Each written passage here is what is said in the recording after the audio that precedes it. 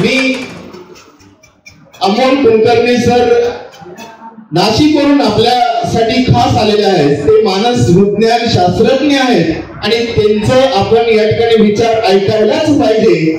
त्यांचा परिचय देण्यासाठी मी एस सर यांना विनंती करतो की त्यांनी त्यांचा परिचय करून द्यावा.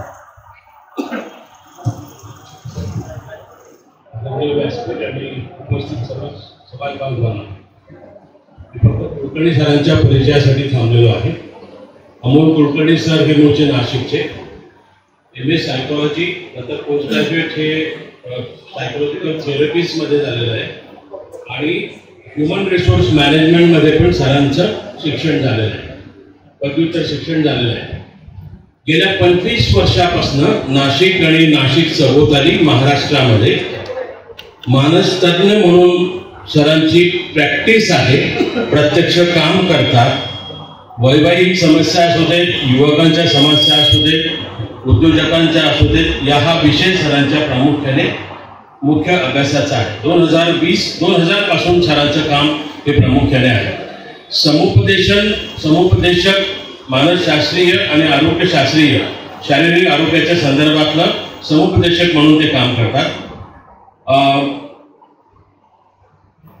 मनोसामाजिक बदल परिवर्तनाच्या क्षेत्रात हे त्यांनी मोठ्या प्रमाणावर 24 वर्षापासून ते काम करत आहेत.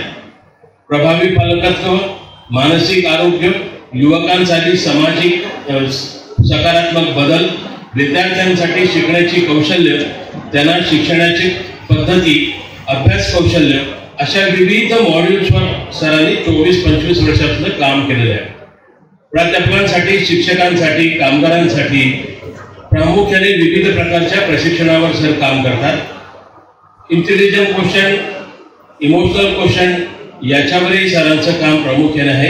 योग्यता, स्वारस्य, नेतृत्व बांधणी, व्यक्तित्व बांधणी याच्यावर सरांचं काम प्रामुख्याने आहे. ताणतणाव व्यवस्थापन, संवाद कौशल्य, ध्येय निश्चिती, नेतृत्व आणि वक्तृत्व कौशल्य, भावनांचा सामना कसा करावा, प्रेरणा, जीवन कौशल्य इत्यादी विषयांवर सरांचं काम हे प्रामुख्याने आहे. मला सरांचं आठवतं प्रामुख्याने, मी नाशिकला असताना सरांसोबत काही दिवस काम केलं. जेव्हा आपण नवदुर्गांचा कार्यक्रम घेतो, महाराष्ट्रातल्या विविध क्षेत्रातून ज्या कर्तृत्ववान महिला असतात, अशा कर्तृत्ववान महिलांना एकत्र करून त्यांचा सन्मान करणं, त्यांचा गौरव करणं, तेही एक मोठं महत्वाचं काम सर करतात. मनोवेद नावाची संस्था की जी मानस तज्ञ म्हणून त्याच्यामध्ये ते सल्लागार म्हणून प्रामुख्याने संस्थापक आहेत. पर्यावरणावर सरांचं काम आहे. पर्यावरण पूरक अशा प्रकारच्या गणपतींच्या मूर्त्या निर्मितीचं काम सर स्वतः करतात. गणेश कालावधीमध्ये, गणेश चतुर्थीच्या कालावधीमध्ये अनेक ठिकाणी 400 ते 500 व्याख्यानं, त्याच्यापेक्षा आणखी त्या बरोबरीने काही लेख हे सरांनी प्रामुख्याने लिहिलेलं आहे. वेगवेगळ्या प्रकारच्या सोशल मीडियावर, डिजिटल मीडियावर, वाहिन्यांवर सरांची व्याख्यानं आणि चर्चेमधला सहभाग हा खूप महत्वाचा आहे. टोटल ग्रोथ प्लॅन व्यक्तीचा, समाजाचा, शिबिर, कार्यशाळा असे विविध उपक्रमांमध्ये सरांचा अत्यंत सक्रिय असा सहभाग असतो.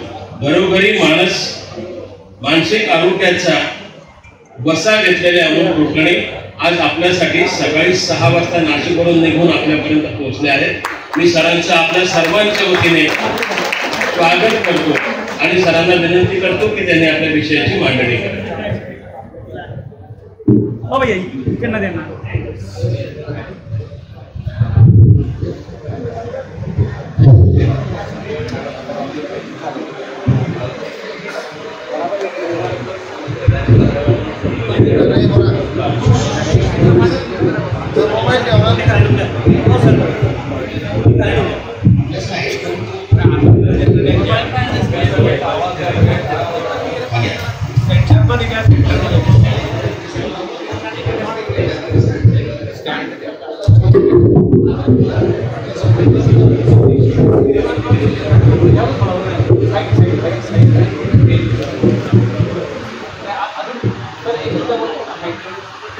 सर्वांना नमस्कार.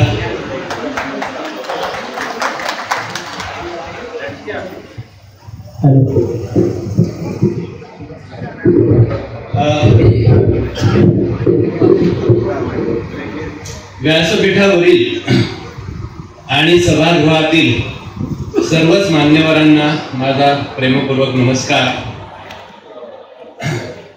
जसं बडगुजर सरांनी सांगितलं की 6 वाजता मी निघालो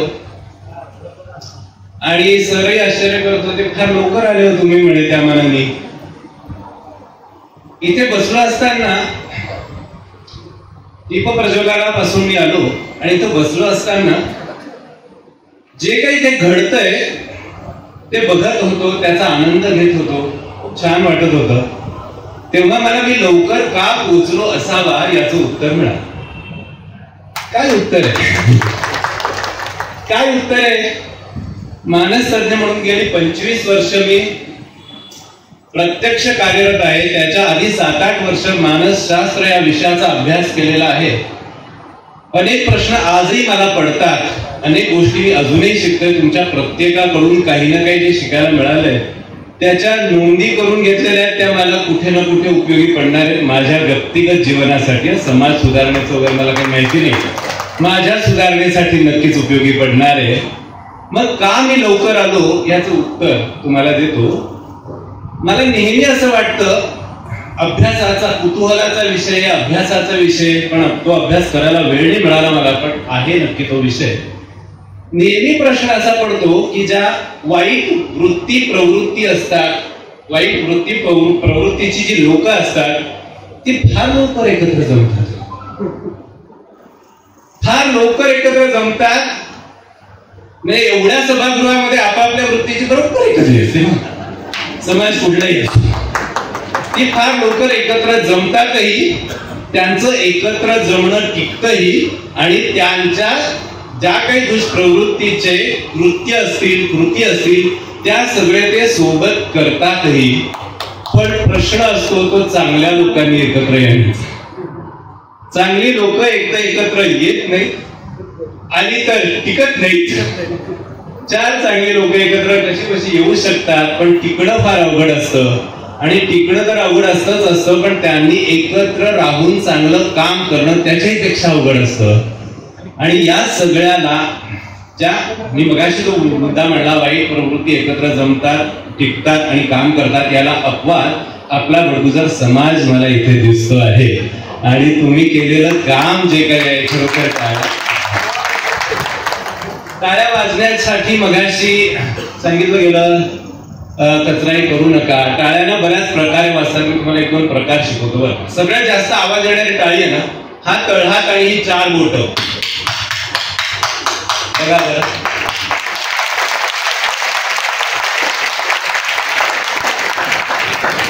तुमच्या सगळ्या टाळ्यांचा आवाज आणि माझ्या एकट्याच्या टाळ्यांचा आवाज बरं का. बघा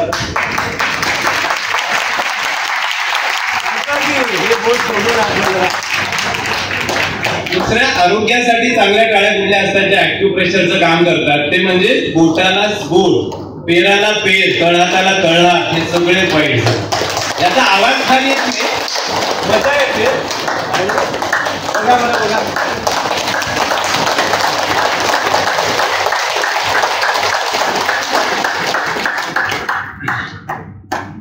तर ह्या टाळ्या आपण आपल्यासाठी वाजवल्या आणि खरोखर आनंद होतोय की ते जे काही वातावरण मला दिसतंय त्या प्रत्येकाच्या मनामध्ये समाजासाठी काहीतरी करण्याची ओढ, इच्छा आहे.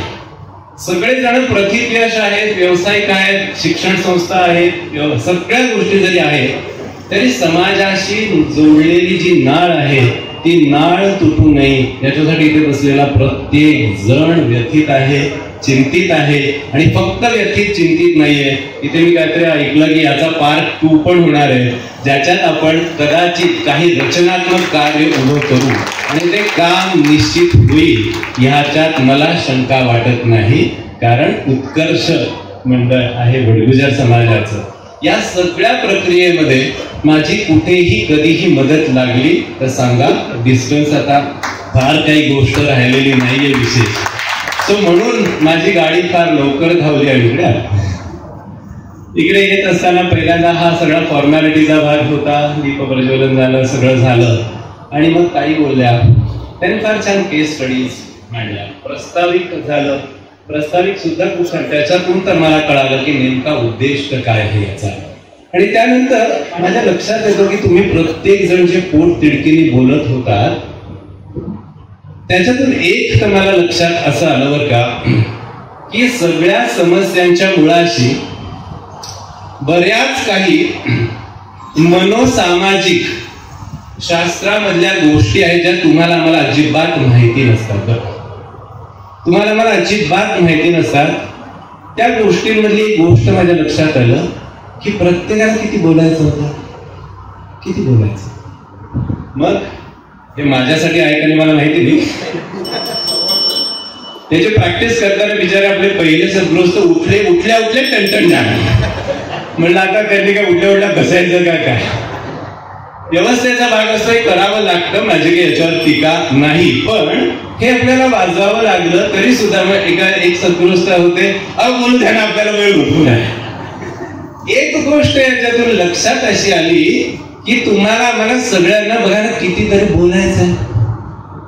याचा अजून एक अर्थ तुमच्या लक्षात आणून देऊ इच्छितो की आपलं कोणी ऐकूनच घेत नाही. आपलं बोलणं ऐकण्यासाठी समाजामध्ये कानच नाहीये. आपल्या सगळ्या अव्यक्त व्यथा विवंचना म्हणणी आपण आपल्या हृदयामध्ये दाबून ठेवलेली आहे. अशा वेळेला आपली अस्वस्थता ही आपल्या जे काही पुढचे प्रश्न आहेत त्या पुढच्या सगळ्या प्रश्नांना जन्म नाही देणार का. अस्वस्थ निराश व्यथित असणारं मन या काय तुम्ही गोष्टी करताय. म्हणजे मी माझं व्याख्यानाचे मुद्दे आधी खूप वेगळे होते आणि आता ते पूर्ण वेगळे झाले. 360 डिग्रीने माझे आत्ताचे मुद्दे वेगळे आहेत. आधीचे मुद्दे काय होते, जे मुद्दे तुम्ही सगळ्यांनी ऑलरेडी मांडले तेच माझे मुद्दे होते. माझ्या लक्षात आलं ते मुद्दे आता वेगळ्याने परत मांडण्याची गरज नाही. तुम्ही त्याच्यात PhD होल्डर आहात. मग मी वेगळ्या विषयातली PhDचं ज्ञान काहीतरी इथे द्यावं लागेल. 100% माझा विषयच बदलून गेलेला आहे. मग अशा प्रकारची जी काही व्यथित मन आहेत ना, ती व्यथित मन कुठलीही शिकलेली असो, ती व्यावसायिक असो, ती शेतकरी असो, ती साध्या पत्र्याच्या घरातली असो का ती बंगल्यात राहणारी असो, ती व्यथित मन जर असतील तर असंतोषच मनामध्ये आणि घरामध्ये जर राहील तर या शिक्षण कुठे राहताय, खेड्यात आहेत का शहरात आहेत, या सगळ्या गोष्टी कुठे आहेत आल्या. मग एक पक्क आपण लक्षात घेऊया की या तुम्ही सगळ्या मांडलेल्या ज्या काही समस्या आहेत माझ्या दृष्टीने ह्या समस्या मूळ समस्या नाहीत. ज्या मूळ समस्या आहेत त्या मूळ समस्यांपर्यंत आज आत्ताही आपण पोहोचलेलोच नाही. आणि त्या मूळ समस्यांपर्यंत जर पोहोचलो, त्याचं निराकरण जर केलं तर ह्या आपल्याला वाटणाऱ्या समस्या राहणारच.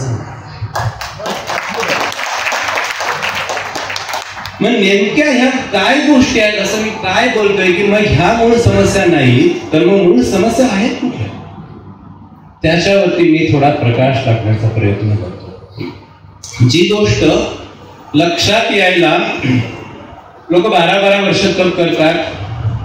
माझ्यासारखी व्यक्ती मी म्हटलं अजूनही शिकतोय, तुमच्याकडून बऱ्याच गोष्टी शिकलो, त्या गोष्टी मला एक 35-40 मिनिटांमध्ये मांडायच्या आहेत.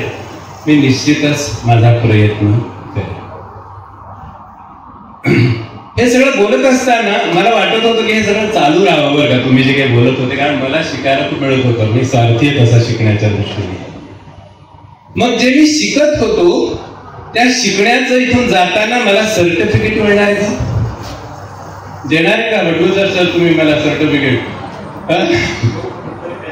देऊ पडू त्या सर्टिफिकेटला कोड काय विचारणार नाही.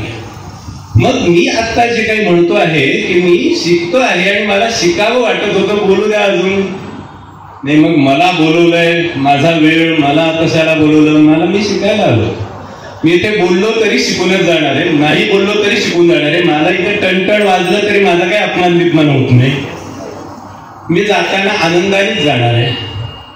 मग ही जी काही मनोवृत्ती आहे ही मनोवृत्ती सगळ्यात जास्त मनुष्य जन्माच्या सार्थकतेच्या मुळाशी आहे असं कोणाकोणाला वाटतं? हात वर करा, हात वर करा. ज्यांना वाटतं त्यांनी करा. नाही बाबा आनंद विनंद काही नाही. बऱ्याच जणांचे हात करा थोडस वर, काही नाही होतो. थोडीशी कळ लागेल. आपण नाही एवढे म्हणजे इतकं. मगाशी एक जणांनी कोणीतरी म्हटलं की एवढी माझी शिकलेली मुलगी आहे ती काय झाडू पोछा करेल? मुद्दा म्हणून बरोबर होता, पटला मला मुद्दा. पण मला दुसऱ्या क्षणी इथे क्लिक झालं, मग झाडू पोछा कोणी करायचा? आणि शिक्षणाने सांगितलं का तुम्हाला वर्गामध्ये की झाडू पोछा करायचा नसतो? माझं घर आहे, माझ्या घराच्या सफाईची जबाबदारी फक्त मुलीसाठी म्हणत नाहीये. झाडू पोछा उच्च शिक्षित मुलांनी पण काय करायचा? आणि मग जिथे अशा प्रकारच्या आपल्या मान्यतांना घेऊन श्रमप्रतिष्ठेला आपण सगळ्यात खाली मानतो आहे आणि दुसरीकडे म्हणतोय की शेतकऱ्यांना मुलगी का नाही देत. मग मुळामध्ये विषय शेतकऱ्याचा आहे का श्रमप्रतिष्ठा नावाचं मूल्य तुमच्या आमच्या मनात आणि ज्यांची लग्न व्हायचे त्यांच्या मनात रुजलेलीच नाहीये.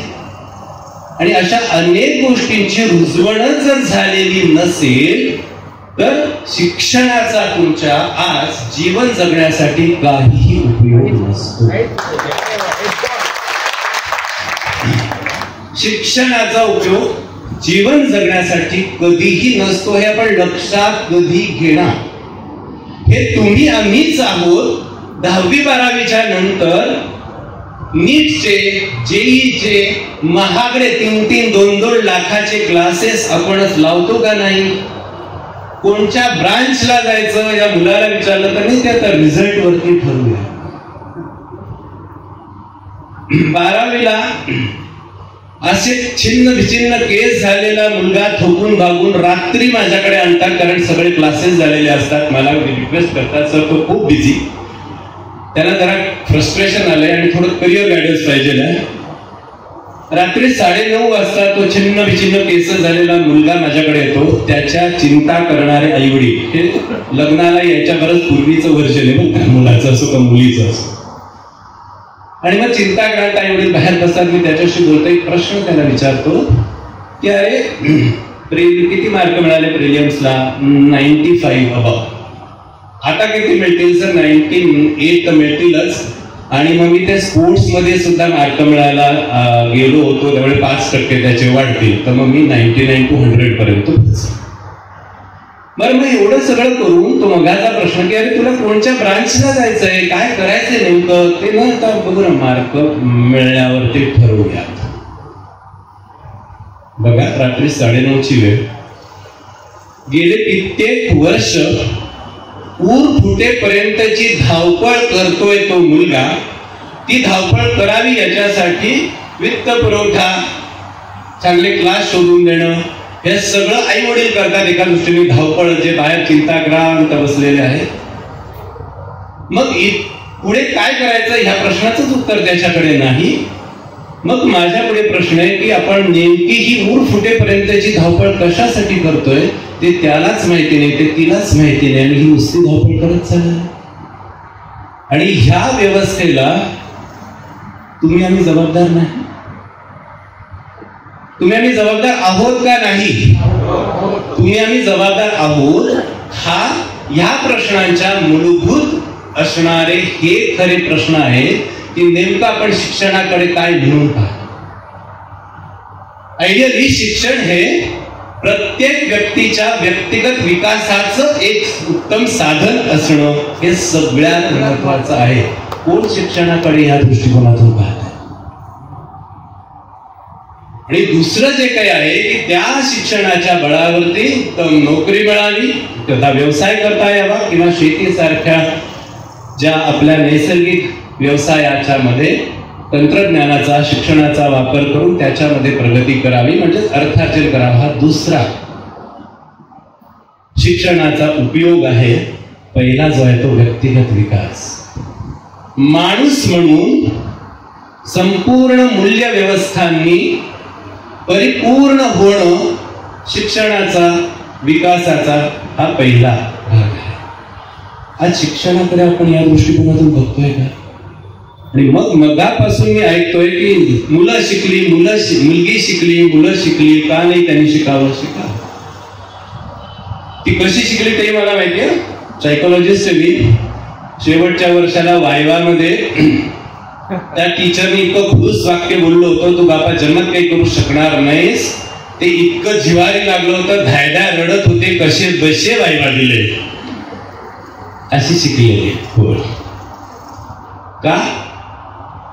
कारण मुळामध्ये सध्याच्या शिक्षण पद्धतीमध्ये जीवनाचा आणि शिक्षणाचा मेळ राहिलेला नाही. लाईफ स्किल्स ज्याला म्हणतात, जीवन जगण्याची कौशल्य ही शिक्षण व्यवस्थेमध्ये मिळतच नाही. रादर जीवन जगताना येणाऱ्या अडचणींना कसं सामोरं जावं हे शिक्षणामध्ये शिकवलं जात नाही. रादर चांगलं शिकायला जात म्हणजे चांगलं जगायला जात असणाऱ्या मुला मुलींना शिक्षण फार मोठा अडथळा ठरतो आहे, फार मोठा ताण तणाव ठरतो आहे. कसल्या एक्झाम, ज्या एंट्रन्स एक्झाम आहे, 2-2, 3-3 लाख रुपये भरून आपण त्या एंट्रन्स एक्झामला मुलांना टाकतो. एवढा स्ट्रेस असतो त्यांच्यावरती, एवढं फ्रस्ट्रेशन आहे त्यांच्यावरती. जेवढं इंजिनिअरिंगच्या डिग्रीचं शिक्षण ची काठिण्य पातळी जेवढी नाही, त्याच्यापेक्षा जास्त काठिण्य पातळी आहे त्या एंट्रन्स एक्झामची. आणि त्याच्यासाठी तयारी करत 16-16 तास त्यांनी अभ्यास करायचा. मग ते होतात काही नाही होत. मग जेई नाही झालं तर सीईटी, नीट नाही झालं तर मग काहीतरी डेंटिस्ट वगैरे. सगळे हे सगळं उच्च शिक्षणाच्या आपल्या संकल्पना. पण जीवन शिक्षणाचं काय? थोडी विचार करते.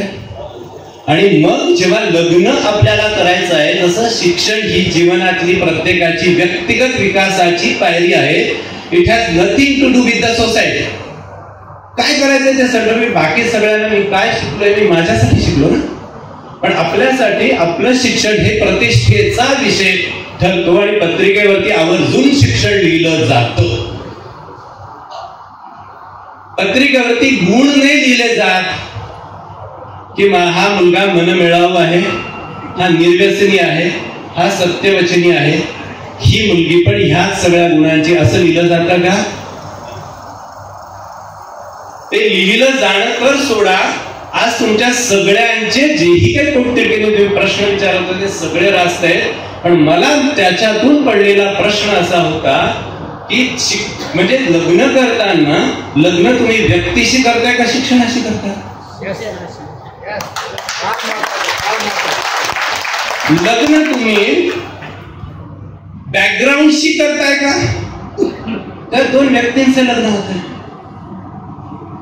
मग एक गोष्ट आपल्या लक्षात कशी येत नाही हो, की या संपूर्ण प्रश्नांच्या मांडणीमध्ये लग्न, मुलगा किती सुस्वभावी आहे, मुलगी किती सुस्वभावी, जीवन म्हणून जगताना त्या मुलाकडे मुलीकडे स्वतःच्या जीवनाकडे पाहण्याची काय दृष्टी आहे, समस्या सोडवण्यासाठी ती किती भक्कम सक्षम आहे. ह्या गोष्टींचा आणि लग्नाचा संबंध आहे का डिग्रीचा संबंध आहे, व्यवसायाचा संबंध आहे, कशाचा संबंध आहे वगैरे. मग मुळामध्ये ज्या गोष्टी पाहायच्या आहेत आणि ज्याच्यावर संसाराचं सौख्य अवलंबून आहे ना, कोणी ती गोष्ट बोललंच नाही की संसार सौख्य सुख म्हणजे काय असतं, तर आनंद आणि यश या दोन्ही गोष्टींचं समान मिश्रण झालं की सुख म्हणजे सौख्य नांदायला सुरुवात होते. मग सौख्यपूर्ण नाती, सौख्यपूर्ण संसार फुलण्याच्यासाठी काय शिक्षण काय जाऊन बसलं. मग ह्या सगळ्या आपल्याच मान्यता सगळ्यात पहिल्यांदा आपल्याला बदलायला नको. मग त्या जर बदलायच्या असतील तर काही यंत्रणा उभ्या राहिल्या पाहिजे. कोणत्या यंत्रणा? 2 यंत्रणा प्रामुख्याने उभ्या राहिल्या पाहिजेत. त्या म्हणजे जीवन शिक्षण शिकवणारी यंत्रणा. सगळ्यात पहिल्यांदा अध्यक्ष साहेब तुम्ही नोंद करून घ्या गोष्टींची. मला बोलवा, कोणालाही बोलवा, आपण पहिल्यांदा जीवन शिक्षण शिकवणं गरजेचं आहे एक. आणि दुसरं म्हणजे विवाह हा आयुष्यातला इतका मोठा टप्पा आहे, इतकं मोठं वळण आहे त्याच्या संदर्भामध्ये माझी विवाह करण्याची तयारी आहे का, मानसिकता आहे का, मी नक्की लग्न करणार म्हणजे काय करणार, या सगळ्या विषयांची जाण, विचार मंथन विवाह इच्छुक मुला मुलींच्या मनामध्ये आधी व्हायला नको का? आपल्याकडे प्रचलित विवाहाच्या 2च पद्धती आहेत. तिसरी पद्धती नाहीये लिव्ह इन रिलेशनशिप वाली, तो लग्नाचाच एक पर्याय आहे. मी लग्न जमवण्याच्या 2च पद्धती आहेत, अरेंज मॅरेज आणि लव्ह. तर दोन्ही गोष्टींच्या आपल्या आपल्या मर्यादा आहेत, रादर आपले आपले तोटे. लव्ह मॅरेजचे काय तोटे आहेत? तर जसं मी म्हणलं की जीवन शिक्षण नसणारी मुलं जेव्हा प्रेमात पडतात, थोडक्यात सांगायचं झालं तर स्वतःवरतीही प्रेम करू न शकणारी मुलगा किंवा मुलगी जेव्हा इतरांच्या प्रेमात पडतात, खरं सगळ्यात पहिलं आपलं प्रत्येकाचं प्रेम कोण असलं पाहिजे? आपण आई वडील, समाज, देश, मातृभूमी, देव हे सगळे त्याच्यानंतर आहे. आणि जो व्यक्ती स्वतःवर प्रेम करू शकतो तो व्यक्ती या इतर नाव घेतलेल्या प्रत्येकावरती प्रेम करू शकतो. आणि जर इतर कोणावरच तो प्रेम करू शकत नसेल याचाच अर्थ तो स्वतःवरच प्रेम करू शकत नाहीये. कारण तुम्हाला गरज आहे पैशांची आणि मला ते पैसे द्यायचे, तर मी ते पैसे देऊ कधी शकेल तुम्हाला? माझ्या खिशात असतील तर. मग मला तुम्हाला जर प्रेम द्यायचं असेल तर माझं माझ्यावरती बक्कळ प्रेम असलं पाहिजे ना, पुरेसं. मग जीवन शिक्षण नसताना प्रेमात पडणारा मुलगा किंवा मुलगी स्वतःवर प्रेम न करता मनापासून इतरांवरती इतकं प्रेम करतो, इतकं प्रेम करतो, इतकं प्रेम करतो, हॉटेल बुक करतो, अख्खा हॉटेलच्या एक मजला तिच्यासाठी बर्थडे. पालकांना काय अत्यापत्या नसतो बरं का. काय काय करतात हे लैला मजनू एकमेकांसाठी. आणि मग माझं माझ्यावरती प्रेम आहे, मी तिच्यावरती जीवापाड प्रेम केलं, मग माझी प्रेमाची गरज भागवण्यासाठी पलीकडची व्यक्तीच आहे माझ्यासाठी अवलंबून, आणि तिने ते नाही केलं की संपले, कोळमडले. मग इथं कोळमडायचं नसतं हे शिकवणारं आपण काही ती जीवन शिक्षणाची यंत्रणा म्हणते ती नसतेच. मग तिथे काय होतं, लव्ह मॅरेज मध्ये पुष्कळदा हृदय 1 नंबरला असतं आणि सतसत विवेक, बुद्धी, सारासार विचार, निर्णय क्षमता या सगळ्या गोष्टी गुंडाळूनच ठेवलेल्या असतात, 2 नंबरला पण नसतात. मग लव्ह मॅरेज मध्ये युजली म्हणून म्हणताना प्रेम आंधळ असतं. आणि प्रेम आता इतकंही आंधळ असतं म्हणजे तुम्हाला आम्हाला कल्पना सुद्धा नाही आत्ताचे जिवंत ज्वलंत लग्न आणि जोडीदार निवडण्याच्या प्रश्नांविषयी. हो, हा भारत देश आहे, तर इथे समलैंगिक विवाह किंवा समलैंगिक आकर्षणाचा सुद्धा निसर्गतः इतका मोठी वाढ झालेली आहे. ही समस्या कशी सोडवायची, आणि आता उंबरठ्यावरती नाही, आपल्या घरात येऊन पोचलेली ही समस्या आहे. आता तुम्ही जे म्हणताय त्यामुळे किती मागे आहोत बघा. काय समस्यांच्या गोष्टी करताय तुम्ही? कोण भारे भरतात, हाय भारे भरतात तर ते भारे भरतात, आणि ते वर काय वधू काय, मुळात भारे भरावे का लागतात हा माझा प्रश्न. भारे भरणं म्हणजे अहंकार आहे.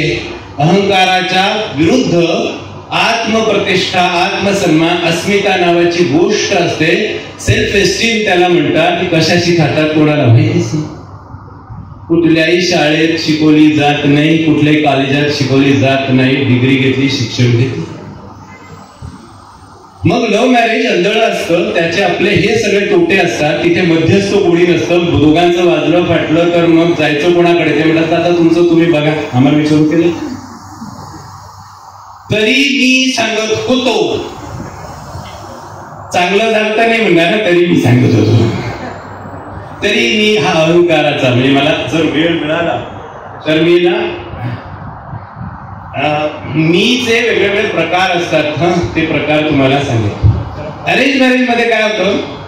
अरेंज मॅरेज म्हणजे टिपिकल दांभिकता, औपचारिकपणाचा कळस. अरेंज मॅरेज मध्ये कधीही मुलाकडचे आणि मुलीकडचे आले असं एकदा तरी होतं का? मला सांगा की मुलामधले किंवा मुलीमधले दोष आधी सांगितले जातात, होतं का? आमची मुलगी 9 वाजता उठते सांगत नाही, पण उठत असते का नाही ती 9ला? मुलगीच नाही, मुलगा पण. इथे हे सगळ्या गोष्टी दोघांनाही लागू, नाहीतर मग कोणतरी म्हणेल की काय मुली मुली करता, मुलं पण 9 काय 10लाही उठतात. पण हे सांगितलं जातं का? आमच्या घरातलं वातावरण म्हणजे किती छान, आम्ही म्हणजे बहीण भांड आहे इतकं प्रेम काहीच नसतं घ्यायचं. पण अरेंज मॅरेज मध्ये दाखवावं लागतं ना, कारण मुलगा मिळाला पाहिजे, मुलगी मिळाली पाहिजे. मूळ समस्या सगळ्या इथून सुरू होत आहेत. तुम्ही ज्या काही समस्या म्हणताय ना, त्या समस्या ह्या मूळ गोष्टी जर ठीकठाक झाल्या तर त्या राहणारच. मग या 2 प्रचलित विवाह पद्धतींच्या पलीकडे जाणारी विवाह पद्धती, विवाह जमण्याची पद्धती असणं ही आताच्या काळाची खूप गरज आहे. म्हणून सर मी आपण जे सांगा की नावाचा परिचयोत्तर विवाह नावाची जी काही संकल्पना मी आणली आहे, ती आपण जर आपल्या समाजाच्या मार्फत पुढे नेऊ शकलो तर त्याच्यामध्ये काय असतंय, लव्ह मॅरेज मध्ये फायदे पण आहेत काही, अरेंज मॅरेजचे फायदे पण आहेत काही. या दोनही विवाह पद्धतींमधले तोटे वगळून त्याच्यातले फायदे बरकरार ठेवून लग्न नेमकं आपल्याला सगुण मूल्य चांगली असलेल्या, कोपिंग स्किल्स चांगलं असलेल्या मुलाशी किंवा मुलीशी करायचंय का डिग्रीशी करायचंय, याच्यावरती विवाह इच्छुक मुला मुलींना एकत्र करून अशा प्रकारचं मंथन केलं जातं. ते करणं खूप जास्त. अशा प्रकारचे बदल आता आपल्याकडे झाले पाहिजे. ज्या वेळेला गुरुकुल शिक्षण पद्धती होती त्यावेळेला कुठलंही व्यावसायिक शिक्षण देत असताना त्यासोबत जीवन शिक्षणाची ही मिलाफ केलेला असायचा, सांगड घातलेली असायची. आणि पूर्वीच्या कुठल्याही गुरुकुल पद्धतीमध्ये म्हणजे भगवान गौतम बुद्धांनी जी युनिव्हर्सिटीज काढल्या होत्या तेव्हापासून त्याच्या आतापर्यंतच्या गुरुकुल पद्धतीची गोष्ट मी करतोय, तिथपर्यंत जीवन आणि शिक्षण याचा एकत्रित मेळ होता. शिकत असताना जीवन जगण्यासाठी लागणारी सगळी जीवन कौशल्य त्याच्यातच शिकवली जायची. म्हणून कुठल्याही पूर्वीच्या गुरुकुल पद्धतीमधून शिकून बाहेर पडलेला छात्र जेव्हा पाऊल बाहेर टाकायचा तेव्हा त्याच्याकडे त्याच्या अस्मितेची, त्याच्या आत्मविश्वासाची जाज्वल्य शक्ती इतकी मोठी असायची की त्यांनी बाहेर जमिनीवर पाऊल टाकल्या टाकल्या धरती कंप व्हायची. कारण तो ना फक्त पैसे कमवण्यासाठी पण जीवन जगण्यासाठी सुद्धा सज्ज असायचा. फ्रस्ट्रेशन टॉलरन्स रेट आज तुमचा, आमचा आणि आपल्या मुला मुलींचा अत्यंत कमी आहे. म्हणून जे काही भांडण होतात ना, भांडण झालेल्या नवरा बायकोची माझ्याकडे केबिन मध्ये येऊन बसतात आणि असं तोंड घेऊन आलेली असतात की जणू काही जो मुलगा असेल तर जणू काही त्याच्या घरात एक राक्षसी शिरली आहे, वाघीण शिरली आहे. मुलगी असेल तर ती एकदम गरीब गाय, तिथं एक कसाई आहे. एवढं भीतीचं काहीच नसतं.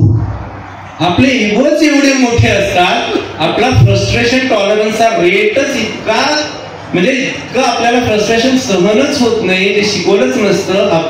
आपला संयम, लो फ्रस्ट्रेशन टॉलरन्स आपला जर असेल तर एवढे भयभीत होऊन जातात आणि सगळं संपलं. आता काहीही संपलेलं नसतं.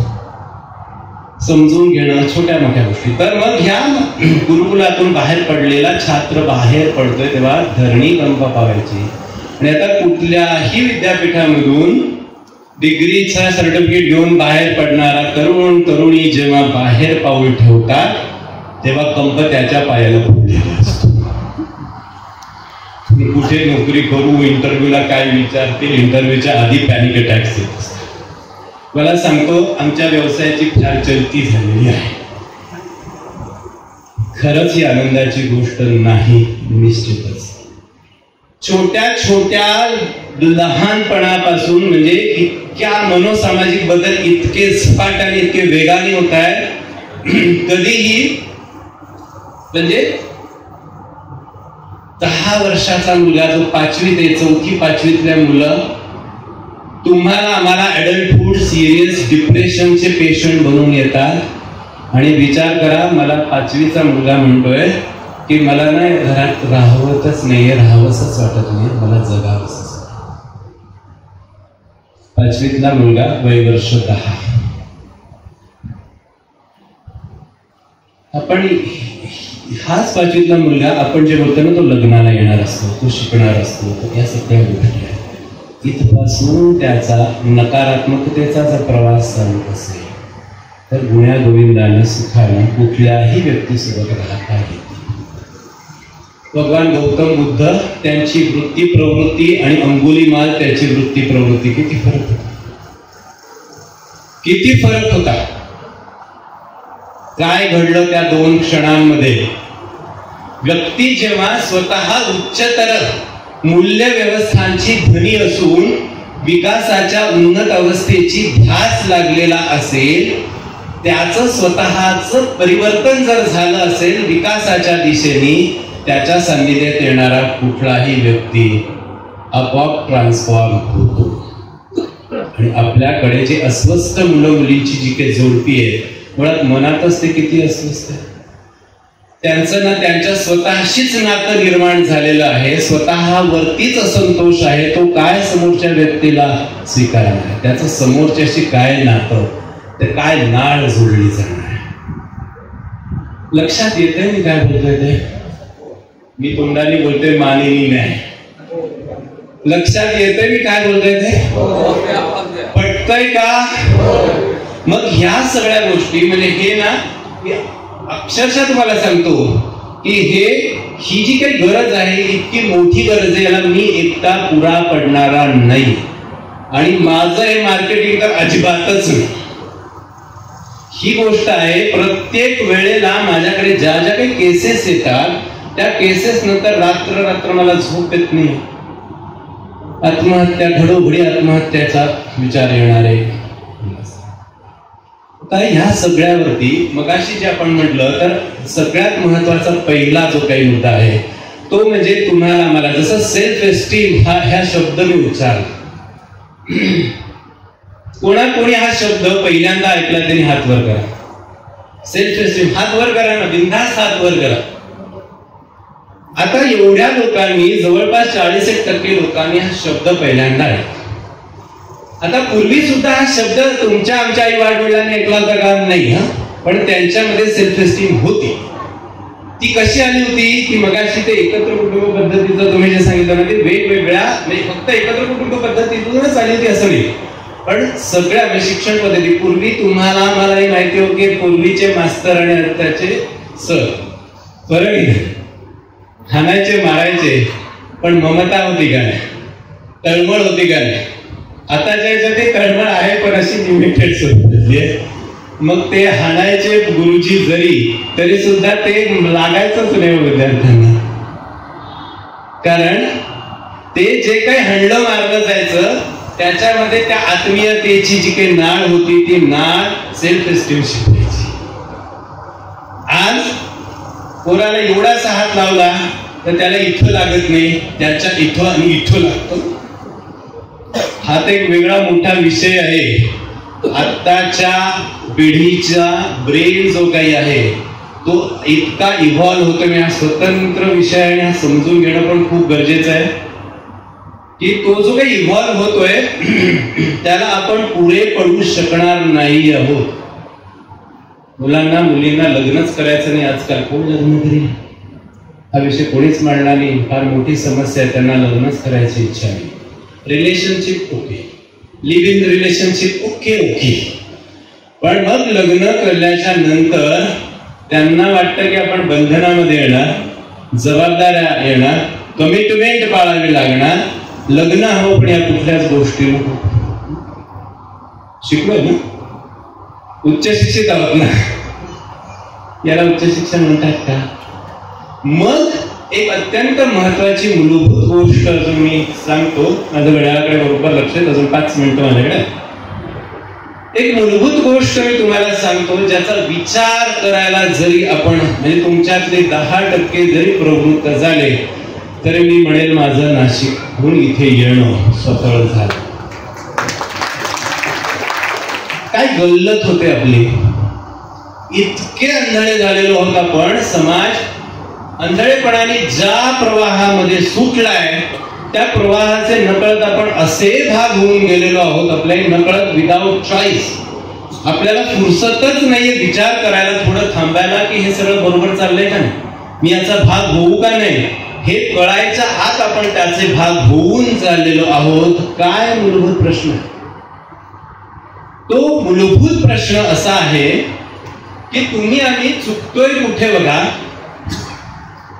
तर आता उल्लेख झाला बघा, नोकरी करणं, सरकारी नोकरी असो, IT क्षेत्रातली नोकरी असो, दुकानातली नोकरी असो, कुठलीही नोकरी असो, शिक्षकाची असो, कुठलीही असो. तर नोकरी करणे काय, दुसरा व्यवसाय. मग व्यवसाय म्हणजे इंडस्ट्री असो, एखादं दुकान असो, रेशनचं दुकान असो, धान्याचं दुकान असो, टेलरिंगचं असो, कपड्याचा असो, व्यवसाय असो, शेती असो. तर ही जी काही सगळे आहे, नोकरी करणं, व्यवसाय करणं, शेती करणं, याला कशाची साधनं म्हणतात हो? ही सगळी कशाची साधनं? तर ही सगळी उपजीविकेची साधनं. बरोबर आहे, मान्य सगळ्यांना, 100% मान्य आहे. आता ही सगळी उपजीविकेची जर साधनं आहेत तर आपण कधी लक्षात घेतो का बघा की ह्या सगळ्या साधनांना आपल्या उपजीविकेची साधनं म्हणतात. ह्या आपल्या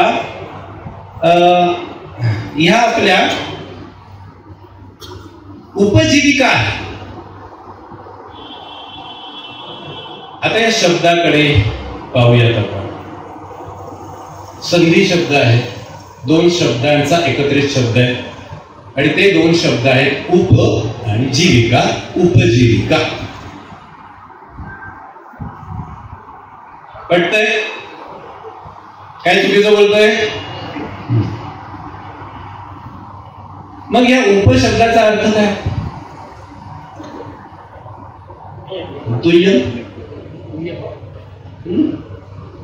वाईस प्रिन्सिपल, उपमुख्यमंत्री, उपपंतप्रधान, वाईस चेअरमन. वाईस म्हणजे डब्ल्यू ने शब्दांची फार किंमत असते. नाही, चेअरमन वाईस असू शकतो डब्ल्यू वाला, पण त्याच्याविषयी मला काही म्हणायचं नव्हतं. तर उप म्हणजे उपच ना. उपचं स्थान कधी, जेव्हा मुख्य नसेल तेव्हा उप. मग ह्या सगळ्या गोष्टी म्हणजे जर आपल्या उपजीविकेचं साधन असतील, जे काही आपण व्यवसाय करणार अर्थार्जनासाठी आपद्धर्म म्हणून ही आपली जर उपजीविका असेल, तर ह्याचाच दुसरा अर्थ, ह्याच्या व्यतिरिक्त आपली काहीतरी मुख्य जीविका असणं गरजेचं आहे. मुख्य जीविका असली पाहिजे. मग मला सांगा की त्या तुमच्या आमच्या मुख्य जीविका काय आहे? तुम्ही त्याच विवाहित मुला मुलींचे पालक असाल, काका असाल, आजोबा असाल, भाऊ असाल, मामा असाल. आपल्याकडे आपल्यासाठी तरी या प्रश्नाचं उत्तर आहे. माझी मुख्य जीविका काय? मग वयाच्या 13व्या वर्षी आपल्या साम्राज्यावरती परकीयांनी आक्रमण करून सत्ता गाजू पाहून माझ्या आया बहिणींची अब्रू, माझे सांस्कृतिक स्थळ नेस्तनाभूत करणं चालू असण्याच्या व्यथेने वयाच्या 13व्या वर्षी करंगळीला छेद देऊन रक्ताची धार शंकराच्या पिंडीवरती धरून स्वराज्याची शपथ घेणारे शिवराय 13व्या वर्षी मुख्य जीविकेमध्ये जातात. ती तशा प्रकारची मुख्य जीविका तुमची, आमची आणि आपल्या लग्न होऊ घातलेल्या मुला मुलींची काय? कुठे, कशी शोधायची? दादा ती शोधायची असते हे त्यांना, तुम्हाला, आम्हाला कोण सांगणार? आणि मुख्य जीविका जर आपल्याला सापडली तर हे उपजीविकेचं अवलंबन इतकं मोठं आपल्याला वाटणार नाही हो. मग अशी जसं ना मुलं मिळत नाही, मुली मिळत नाहीत किंवा उच्च शिक्षित मुलींना मुलं मिळत नाहीत. उच्च शिक्षित मुला मुलींच्या जोडीदाराच्या शिक्षणाच्या अपेक्षा काय असतात?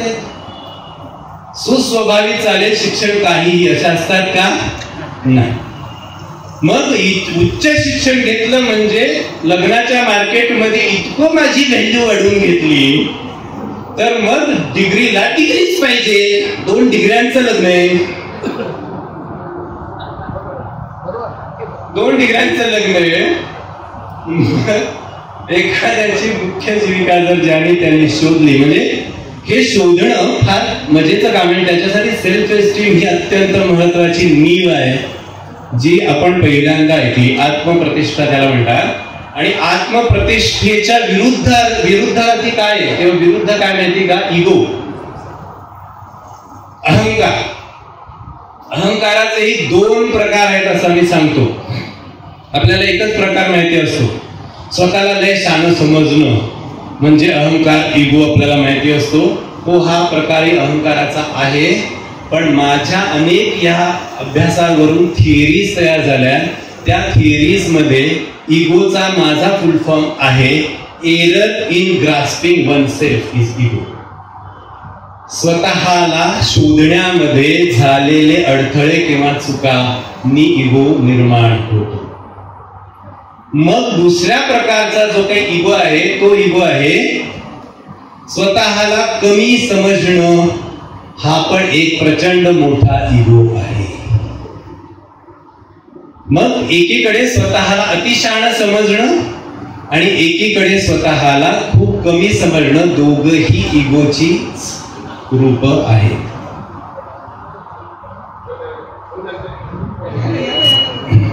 ही दोनही इगोचीच रूप आहेत. त्याच्या विरुद्ध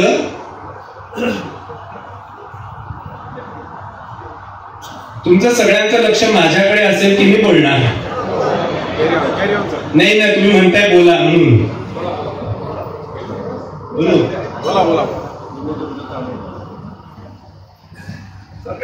येस.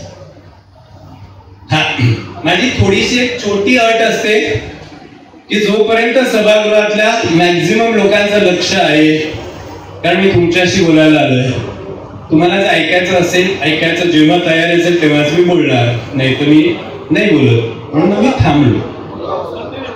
थँक्यू. नाही, ह्याच्यात ना तुम्हाला सांगतो थोडस विषयांतर होईल पण फार महत्वाचं आहे. आपण इगो मध्ये होतो, मला आठवण करून द्या. पण हे विषयांतर मी असं करतो की आता आपल्याकडे कोणीतरी सन्माननीय व्यक्ती आले, निसंशय असं झालं की आपल्यालाही ते आलेले असतात आपल्या विनंतीला मान ठेवून. आयोजकांसाठी पण तो एक वेगळा हे असतो आणि आपली पण एक कुतूहल असतं.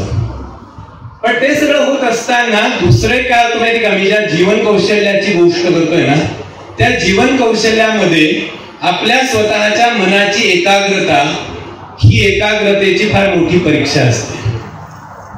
हे जे आले साहेब, ते सोडून इतर कोणी जरी आलं ना तर थोड्याफार फरकाने असंच होतं. म्हणजे आपण एका ठिकाणी गेलेलो असतो आणि कोणतरी दुसरं आलं ना की तो वक्ता काय बोलत असतो आपलं लक्ष त्याच्याकडे.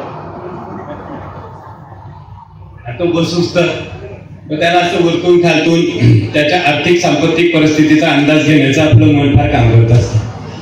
आपलं मन फार शागिर्दे बांधताना इतकं आपल्या न कळत इतक्या गोष्टी त्याच्या चालू असतात, तुमच्या आमच्याही न कळत.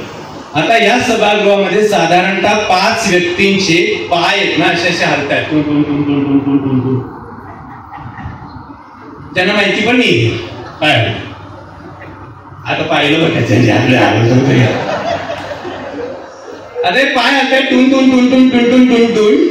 मी प्रश्न विचारतो, पाय कोणाचे हालत होते हो? समजा तुमच्याच हालतात असं म्हणजे तुमच्या हालतात, हा माझे नव्हते हालत असं न म्हणता उत्तर द्या. पाय कोणाचे हालत होते हो? कोणाचे? तुमचे ना. मग पाय तुमचे हालत होते नाही म्हणजे तुमचे म्हणजे प्रातिनिधिक प्रश्न आहे ना.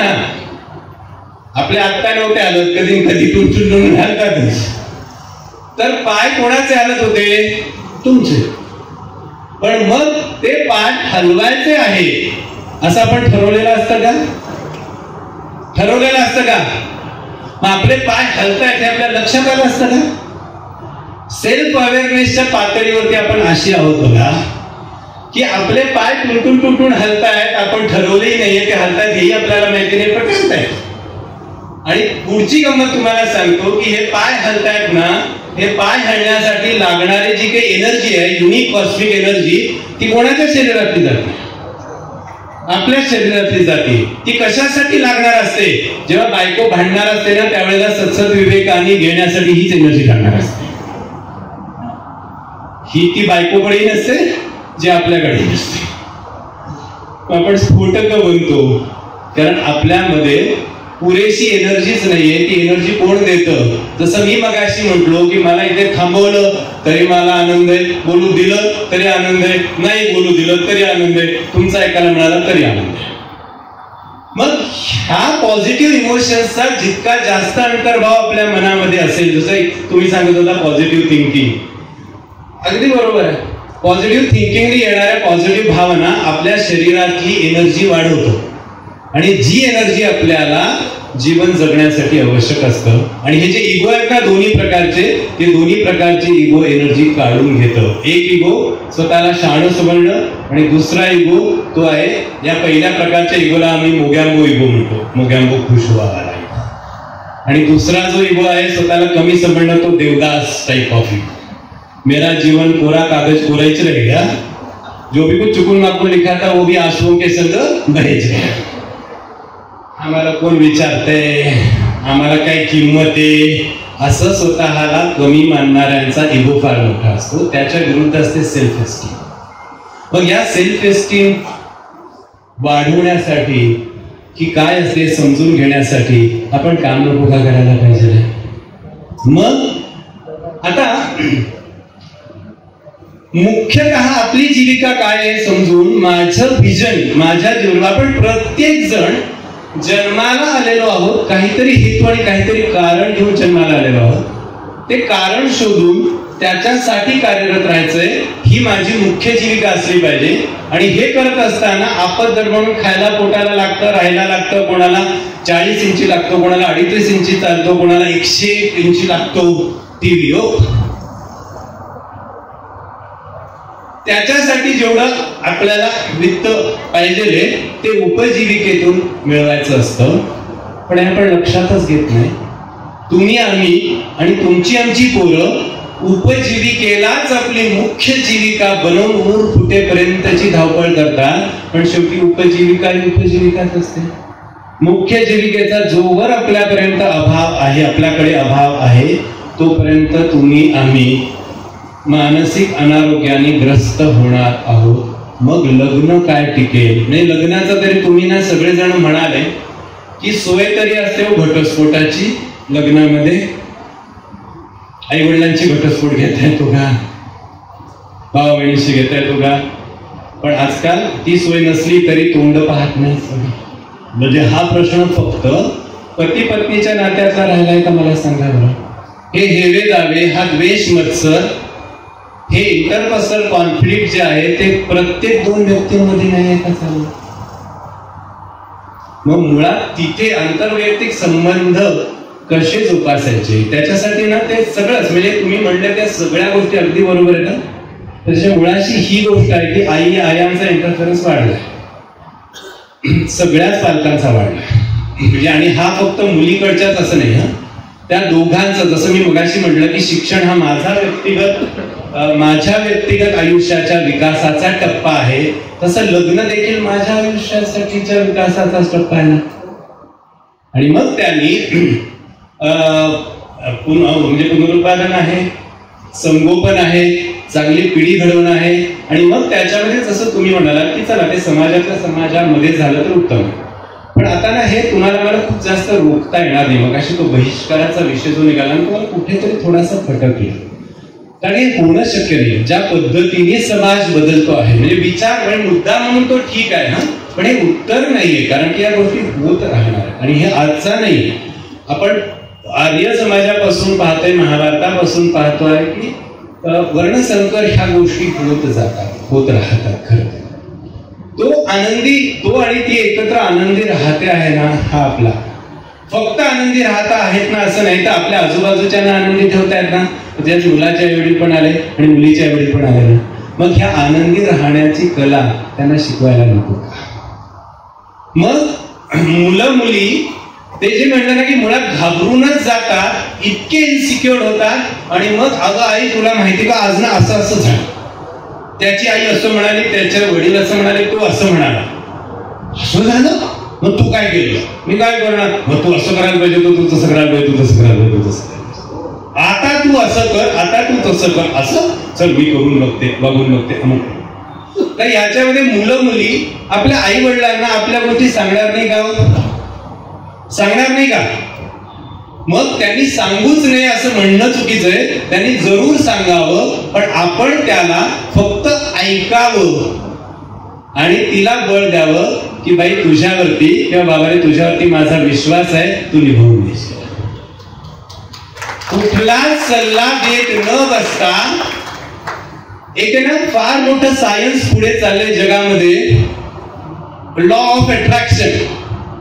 तुम्ही जो विचार करता तेच तुमच्या बाबत घडतं आणि तुम्ही आम्ही सगळे